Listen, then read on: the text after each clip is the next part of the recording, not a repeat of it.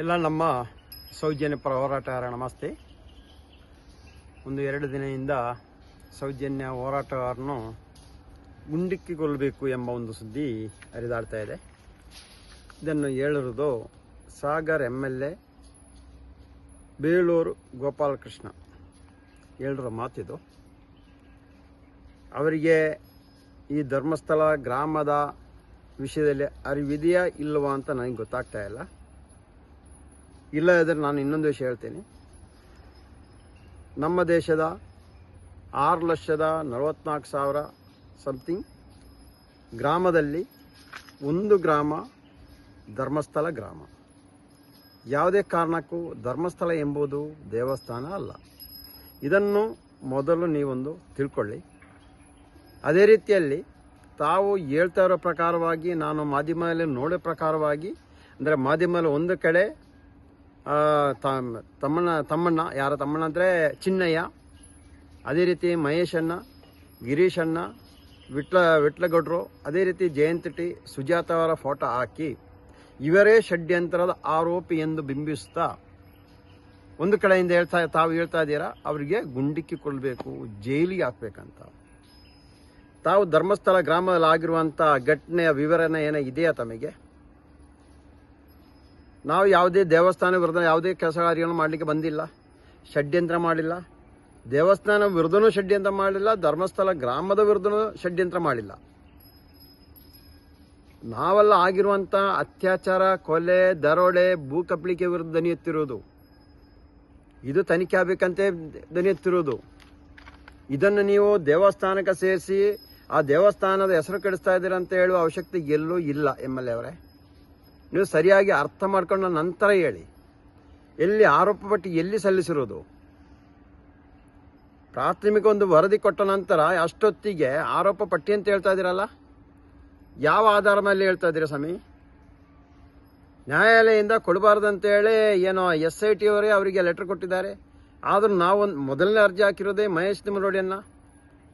ಆ ನಂತರ ಇದು ಕೊಡಲ್ಲ ಅಂತ ಹೇಳುವಾಗ ನಾನೇ ಬೆಂಗಳೂರಿಂದ ಸೀನಿಯರ್ ವಕೀಲನ ಕರ್ಕೊಂಡೋಗಿ ಸರಿ ಕೊಡಿಸೋ ಒಂದು ವ್ಯವಸ್ಥೆ ಮಾಡಿರೋದು. ಮೊದಲನೇದಾಗಿ ಮಹೇಶ್ ಅಣ್ಣಿಗೆ ವರ್ಧಿಸಬೇಕು, ಇಲ್ಲ ನನ್ನ ಕೈ ಸೇರಬೇಕು. ಇದು ಯಾವುದೂ ಇಲ್ಲದೆ ಯಾವುದೋ ಮಾಧ್ಯಮಗಳಲ್ಲಿ ಬರುವ ಸುದ್ದಿಯನ್ನು ಇಲ್ಲ ಅವರೊಂದು ಮೈಕೆ ತಂದಿಡುವ ಪ್ರಶ್ನೆ ಕೇಳುವಾಗ ಈ ರೀತಿ ಉತ್ತರಗಳು ಅಷ್ಟು ಸರಿ ಅಂತ ಕಾಣಿಸ್ತಾ ಇಲ್ಲ. ನೀವೊಂದು ಸ್ಥಳೀಯ MLA ಯಾವುದೊಂದು ಮಾತು ಕೇಳಬೇಕಿತ್ತಾನೆ. ಹೌದಾ, ಆಗಿರೋದು ವಿಷಯ ಹೌದಾ ಏನಂತೆಲ್ಲ ಕೇಳಿ ನಂತರ ಒಂದು ಸ್ಟೇಟ್ಮೆಂಟ್ಗೆ ಅದಕ್ಕೆ ಅರ್ಥ ಇತ್ತು, ವ್ಯಾಲ್ಯೂ ಇತ್ತು. ಏನು ದೇವಸ್ಥಾನದಲ್ಲಿ ಷಡ್ಯಂತ್ರ ಮಾಡಿದ ನಾವು, ಇಲ್ಲ ಯಾರ ವ್ಯಕ್ತಿ ವಿರುದ್ಧ ಮಾಡಿದೀವ? ಷಡ್ಯಂತ್ರ ಅಂದರೆ ಏನು? ಇನ್ನೂ ಕೇಳೋ ಪ್ರಶ್ನೆ ಇದು. ಷಡ್ಯಂತ್ರ ಅಂದರೆ ಏನು? ಅದನ್ನು ಫಸ್ಟ್ ಒಂದು ತಿಳ್ಕೊಳ್ಳಿ. ಷಡ್ಯಂತ್ರ ಹೇಳೋದಲ್ಲ. ತಾವಿವಾಗ ಹೇಳೋ ಪ್ರಕಾರ ಯಾರಿಗೆ ಬೇಕಾದ್ರೂ ಗುಂಡುಡಿಬೋದು. ತಾವು ಪರ್ಮಿಷನ್ ಕೊಟ್ಟುಬಿಟ್ಟಿದ್ದೀರಿ ಹೋಗಿ ಗುಂಡುಡಿದರೆ ಅಂತ. ಆ ರೀತಿಯಲ್ಲಿ ಹೇಳಿಕೆ ಇದೆ.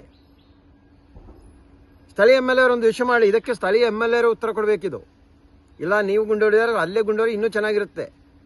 ಹರೀಶ್ ಪುಂಜಿ ಅವರೇ, ತಾವು ನೋಡಿ ಗುಂಡೊಡಿಯೋದೇನೋ ಕಾರ್ಯಕ್ರಮ ಇಟ್ಕೊಂಡ್ರೆ ಕರೀರಿ, ನಾವು ಬರ್ತೀವಿ. ಅಲ್ಲೇ ಸಾಯಿಸಿ. ನಿಮಗೆ ಗೊತ್ತಿರುತ್ತಾನೆ ಅಲ್ಲಿ ಷಡ್ಯಂತ್ರ ಆಗಿರೋದಾ, ಅಲ್ಲಿ ಅತ್ಯಾಚಾರ ಕೊಲೆ ಆಗಿರೋದಾ ಅಂತ. ಆಗ ನಾನು MLA ಕೇಳ್ತಾ ಇರೋದು ಏನಂತ ಹೇಳಿದ್ರೆ 2016ರಲ್ಲಿ ವರದಿ ತಯಾರು ಮಾಡಿ 2018ರಲ್ಲಿ ಸಿದ್ದರಾಮಯ್ಯ ಮುಖ್ಯಮಂತ್ರಿಯವರಿಗೆ ಕೊಟ್ಟಿರುವಂಥ ಉಗ್ರಪ್ಪ ಅವರು ಕೊಟ್ಟಿರುವಂಥ ವರದಿ ಸುಳ್ಳ? ಅದರಲ್ಲಿ ಕೊಟ್ಟಿರುವಂಥ ಎಲ್ಲ ಸ್ಟೇಟ್ಮೆಂಟ್ ಸುಳ್ಳಾಗಿರ್ಬೇಕಲ್ಲ.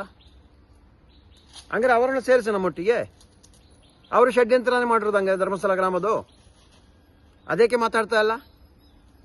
ಅಧಿವೇಶನದಲ್ಲಿ ಚರ್ಚೆ ಆಗುವ ಅದರ ವಿಷಯದಲ್ಲಿ ಚರ್ಚೆ ಮಾಡಿ ನೋಡಿ ಈ ಥರ ಆಗ್ತಾ ಇದೆ, ಇದನ್ನು ನಿಲ್ಲಿಸಬೇಕು, ಅದಕ್ಕೆ ಕಾನೂನು ಕ್ರಮ ಕೈಗೊಳ್ಳಬೇಕು. ಹೇಗೆ ಚರ್ಚೆ ಮಾಡ್ತಾ ಇಲ್ಲ? ಇವು ಎಷ್ಟು ವರ್ಷ ಆಗಿದೆ ಅಂತೇಳಿ ಇದು ಯಾವುದೂ ಇಲ್ಲಲ್ಲ. ಅಲ್ಲೇ ಆಗಿರುವಂಥ ಅತ್ಯಾಚಾರ ಕೊಲೆ ವಿಷಯದಲ್ಲಿ ಮಾತಾಡಿಸಿದರೆ ನಾವು ಷಡ್ಯಂತ್ರ ಮಾಡೋದು, ದೇವಸ್ಥಾನಕ್ಕೆ ಹೊಡಿಲಿಕ್ಕೆ ಹೋಗ್ತಾ ಇರೋದು. ನಾನು ಕೇಳ್ತಾ ಇರೋದು ಬೇಳೂರು ಗೋಪಾಲಕೃಷ್ಣ MLA ಅವರೇ, ತಾವು ಹೇಳಿ ಎಲ್ಲಿ ಬರಬೇಕಂತ. ಅಲ್ಲಿ ಬಂದು ನಿಲ್ತೀವಿ. ತಾವು ಗುಂಡಾಕಿದ್ರೆ ಗುಂಡಾಕಿ, ಇಲ್ಲ ಇನ್ನು ಜೈಲಿಗೆ ಹಾಕೋದ್ರೆ ಕರ್ಕೊಂಡೋಗಿ ಜೈಲಿಗೆ ಆದ್ರೂ ಹಾಕಿ. ಆದರೆ ಸತ್ಯ ಮಾತ್ರ ನಮಗೆ ಹೊರಗೆ ಬರಲೇಬೇಕು. ಸತ್ಯ ಇದೆ ಅಂತ ಕರ್ನಾಟಕ ರಾಜ್ಯದ ಎಲ್ಲರಿಗೂ ಗೊತ್ತು. ಅಲ್ಲಿ ಏನು ಆಗ್ತಂದ್ರೂ ಗೊತ್ತು. ಇನ್ನು ನಾನು ಏನು ಹೇಳೋ ಅವಶ್ಯಕತೆ ಇಲ್ಲ. ಪದ್ಮನಾಭನ ಕೊಲೆ ಮಾಡಿರೋದು ಯಾರಂತಲೂ ಗೊತ್ತು. ಅದೇ ರೀತಿ ಆನೆ ಮಾವತ ಕೊಲೆ ಯಾರು ಮಾಡಿರೋದು ಅಂತ ಗೊತ್ತು. ಪ್ರತಿಯೊಂದು ಕೊಲೆ ಆಗಿರೋದು ವೇದವಲ್ಲಿ ಆಗಲಿ, ಆನೆ ಮಾವತ, ಪದ್ಮಲತಾ, ಸೌಜನ್ಯ, ಇನ್ನು ಎಷ್ಟೋ ಕೊಲೆಗಳಾಗಿದೆ. ಇದೆಲ್ಲ ಯಾರಂತ ಗೊತ್ತು. ಆಗುವುದಾದರೆ ಇದರಲ್ಲಿ ವಿರೋಧ ವ್ಯಕ್ತಪಡಿಸದೆ ಎಲ್ಲರೂ ಒಂದಾಗಿ ಆ ಸತ್ಯಾಸತ್ಯ ಘಟನೆ ಏನಂತ ಹೊರಗೆ ಪ್ರಪಂಚಕ್ಕೆ ತಿಳಿಸೋ ಹಾಗೂ ತಪ್ಪಿಸ್ತರ ವಿರುದ್ಧ ಕಾನೂನು ಕ್ರಮ ಕೈಗೊಳ್ಳುವ ವ್ಯವಸ್ಥೆಯನ್ನು ಮಾಡಿ. ಅದೇ ರೀತಿಯಲ್ಲಿ ಇನ್ನೊಮ್ಮೆ ಹೇಳ್ತೀನಿ, ತಾವು ಇಲ್ಲೆಂತೇಳಿ ನಾವು ಎಲ್ಲರೂ ಬರ್ಬೇಕಾದ್ರೆ ಎಲ್ಲರೂ ಬರ್ತೀವಿ, ಇಲ್ಲ ಒಬ್ಬೊಬ್ಬರೇ ಬರ್ಬೇಕಾದ್ರೆ ಒಬ್ಬೊಬ್ಬರೇ ಬರ್ತೀವಿ. ತಾವು ಗುಂಡಾಕಿ ಸಾಯಿಸಿದ್ರೆ ಅದಾದ್ರೂ ಮಾಡಿ.